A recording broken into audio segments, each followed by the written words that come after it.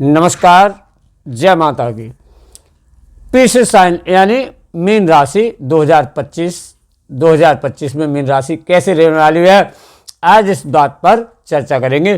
तो इस साल जो बड़े बड़े ग्रह हैं वो अपना गोचर बदलने वाले हैं, जो कि हर साल गोचर नहीं बदलते हैं। जैसे शनि, राहु, केतु या बृहस्पति हर साल अपना गोचर नहीं बदलते, शनि महाराज 2.5 साल बाद बदलते हैं।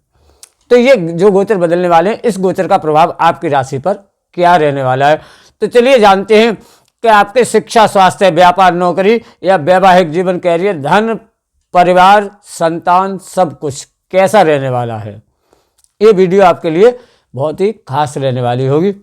मैं आपका नहीं तो समय नष्ट करूंगा, नहीं किसी प्रकार का कुछ भी करूंगा। आपको पॉइंट टू पॉइंट बिल्कुल सही जानकारी देने वाला हूं।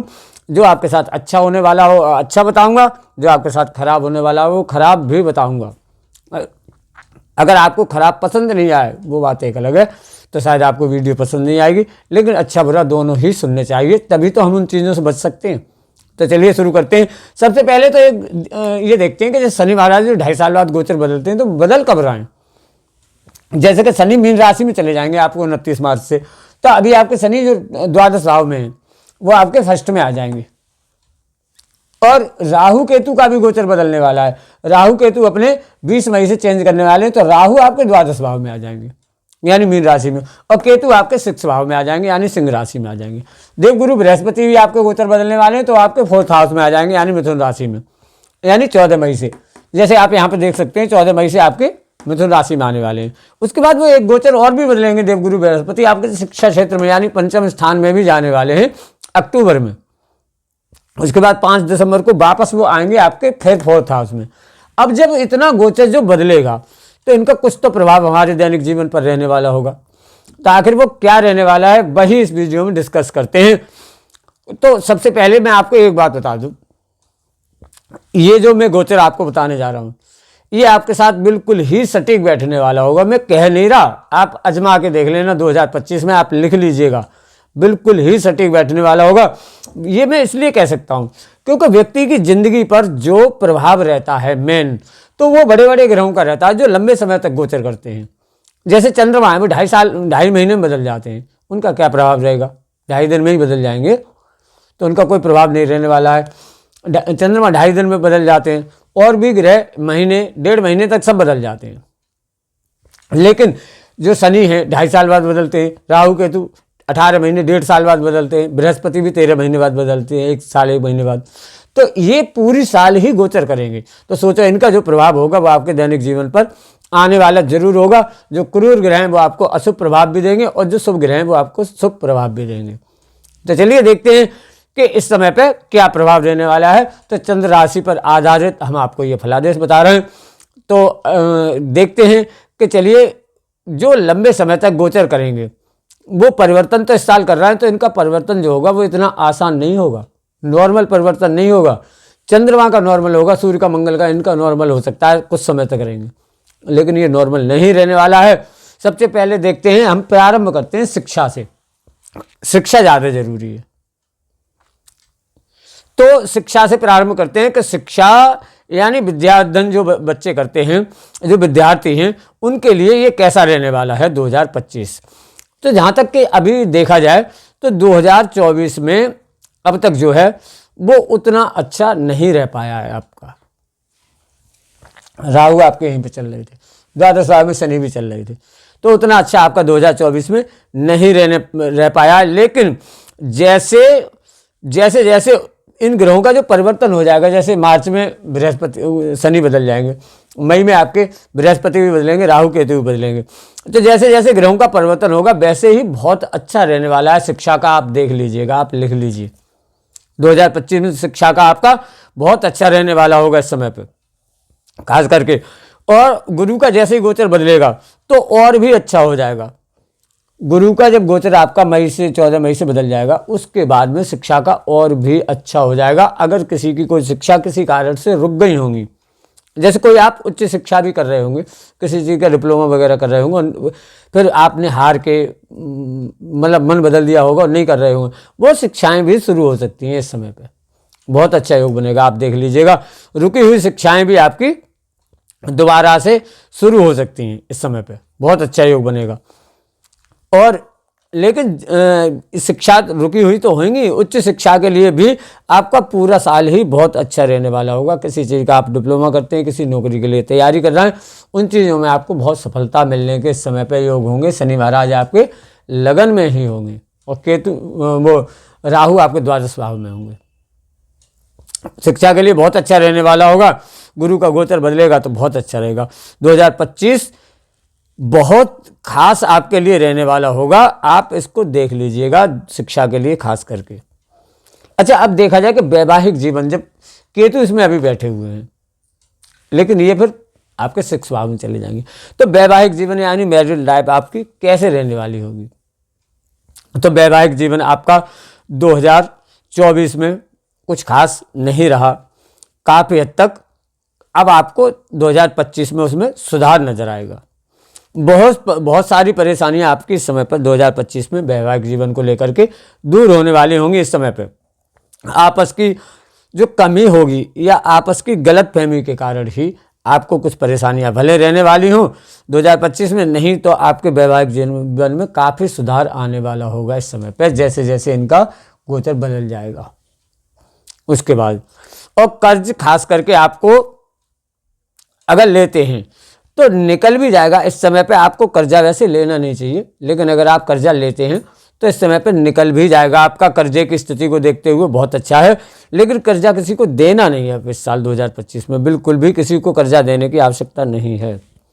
कभी कभी ऐसा होता है ना, कोई कोई ग्रह ऐसे होते हैं जिनकी दशा चल रही हो, उस समय पर अगर हम कर्जा दे देते हैं तो वो कर्जा हमें वापस मिलने में बहुत प्रॉब्लम करती है। जैसे कि अभी मंगल की स्थिति भी आपके इसमें देखी जाए तो वो इतनी अच्छी नहीं है, तो आप अगर कर्जा किसी को देंगे तो इतनी जल्दी से वापस नहीं मिलेगा। तो इसलिए कर्जा आपको बिल्कुल भी किसी को नहीं देना है इस समय पे। कोर्ट कचहरी मुकदमा आज से संबंधित देखा जाए, अगर कोर्ट कचहरी में कोई का आपके मुकदमा वगैरह चल रहा है तो आपका अगर कोई भी केस मुकदमा आज पड़ा हुआ है तो उसमें झंझट परेशानियाँ भी आपको देखने में मिलेंगी इस समय पर। द्वादश भाव में राहु होंगे, शनि आपके लगन में ही होंगे, तो उनमें काफ़ी झंझट रहेंगे। मुकदमा आदि केस वगैरह जो होंगे उनमें काफ़ी हद तक आपको झंझट नज़र आएंगे, लेकिन काम समय से आपके नहीं हो पाएंगे। जो काम होंगे वो डिले ज़रूर होंगे। शनि आपके क्या होगा, लगन में ही होंगे, फर्स्ट हाउस में ही होंगे, तो आपके कार्यों में काफ़ी विलंब करवाएंगे। तो विलंब से होंगे आपके कार्य, कोई भी होंगे वो काफ़ी हद तक विलंब से होने की संभावनाएं रह सकती होती है। काम नहीं हो पाए 2025 में, ऐसा भी आपका योग बन सकता है कि किसी कारणवश आपके काम हो ही नहीं पाए 2025 में। कोई कोई कार्य ऐसे भी होंगे जो नहीं हो पाएंगे 2025 में आपके।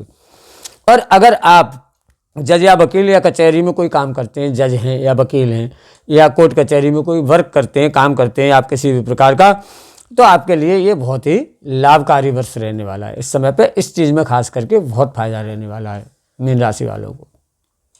कोर्ट कचहरी में अगर आप काम करते हैं तो बहुत फायदा देगा आपको। वैसे कुल मिला के ये देखा जाए कि 2025 कोर्ट कचहरी में अगर केस हैं तो आपको उतना अच्छा नहीं रहने वाला है, लेकिन कोर्ट कचहरी में आप काम करते हैं तो उनमें आपको फ़ायदा रहने वाला होगा। जैसे अगर आप कोई ऐसा व्यापार करते हैं, जैसे मकान बनाते हैं, बिल्डर आदि हैं, मकान बनाने से संबंधित काम करते हैं, प्रॉपर्टी डीलिंग का, जैसे लिया ज़मीन ली और आपने मकान बना के बेचा, या आप कमीशन एजेंट हैं, किसी प्रकार की किसी चीज़ में आप कमीशन वगैरह लेते हैं, या सजावट का काम करते हैं आप कोई भी, या पार्टनरशिप में कोई व्यापार करते हैं आप, तो उनके लिए बहुत ही अच्छा रहने वाला होगा। यानी मकान बनाने से संबंधित बहुत अच्छा रहेगा। और सजावट आदि का, केमिकल का, जो भी शराब इत्यादि का जो केमिकल का या जो दवाई का होता है, वो काम बहुत अच्छे रहने वाले होंगे इस समय पर 2025 में। आप देख लीजिएगा, आप लिख के रख लीजिए, ये आपके साथ होने वाला होगा ज़रूर। अगर आपकी अपनी कुंडली में कोई खास बहुत अच्छे ग्रह या बहुत खराब नहीं बैठे होंगे तो थोड़ा बहुत प्रभाव आ सकता है, लेकिन ऐसा होगा ज़रूर आपके साथ। थोड़ा बहुत अंतर आ सकता है, और बहुत अच्छे ग्रह बैठे होंगे तो कम होगा, बहुत खराब बैठे होंगे तो और भी ज़्यादा हो सकता है आपके साथ। तो इस समय पे ऐसा ही आपका रहने वाला है। प्रेम संबंध को देखा जाए, अगर जैसे लव लाइफ को देखा जाए, तो वो इस समय पे आप ये समझ लीजिए कि बहुत ही खराब रहने की उम्मीद है। शनि आपके लगन में ही होंगे, फर्स्ट हाउस में ही होंगे, और द्वादश भाव में आपके राहु होंगे। तो लव लाइफ, प्रेम संबंध जो होंगे आपके इस समय पे, वो बहुत ही स्थिति उनकी खराब रहने वाली होगी, बिल्कुल भी अच्छा नहीं रहने वाला होगा। आपको पार्टनर के द्वारा तनाव, परेशानी, इस प्रकार की स्थिति रहेगी। पार्टनर आपको तनाव देंगे, परेशानी देंगे, कष्ट और झंझट ये इत्यादि आपका चलता रहेगा इस समय 2025 में। लगभग स्टार्टिंग की नहीं कह सकते, लेकिन जैसे जैसे गोचर बदलता जाएगा उस समय पे मार्च के बाद से जैसे जैसे बदलेगा तो आपकी स्थिति बिल्कुल भी सही इस समय पर नहीं रहने वाली होगी। और किसी की वजह से शिक्षा भी, मतलब